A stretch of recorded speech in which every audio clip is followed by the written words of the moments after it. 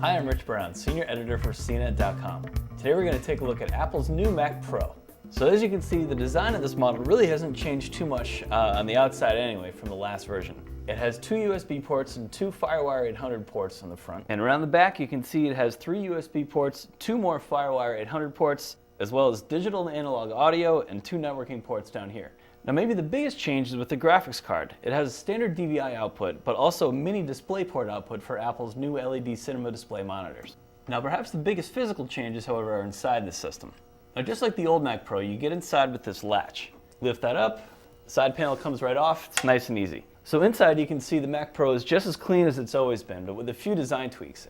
Basically, this is what a 10 in design looks like if you're familiar with our ratings. So the removable hard drive trays are basically the same as before. They slide right out on the sled, and there's room for 4 of them. But a major improvement from the old Mac Pro, which we also really liked, is the CPU and memory tray. So as you can see, this whole unit slides out. I'm going to get at the memory as well as the CPUs if you really want to make a massive upgrade. We should point out that this is the Mac Pro's baseline 8-core configuration. That means it has 2 quad-core CPUs and 6 gigs of RAM. Now in the lab, we matched this config up with the older Mac Pro using a faster 8-core CPU, but that was also the baseline config for that generation. And what we found is that in single-core apps, the older model was actually faster. But for apps that you know will take advantage of multiple cores, or for multitasking, we found that the new Mac Pro and its newer Intel chips are actually much faster. So as you can see, there's relatively clean access to the expansion card slots here. And then if you look deep in here, you can see there's a little bar that you pull back that holds not only this card, but every other card in its row. You simply pull it back and pop the card right out. It's that simple.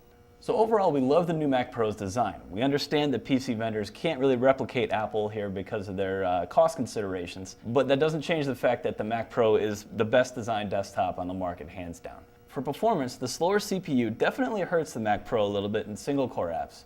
But for multi-core programs and multitasking, this is easily the fastest system that Apple has to offer. So I'm Rich Brown. This is Apple's new Mac Pro.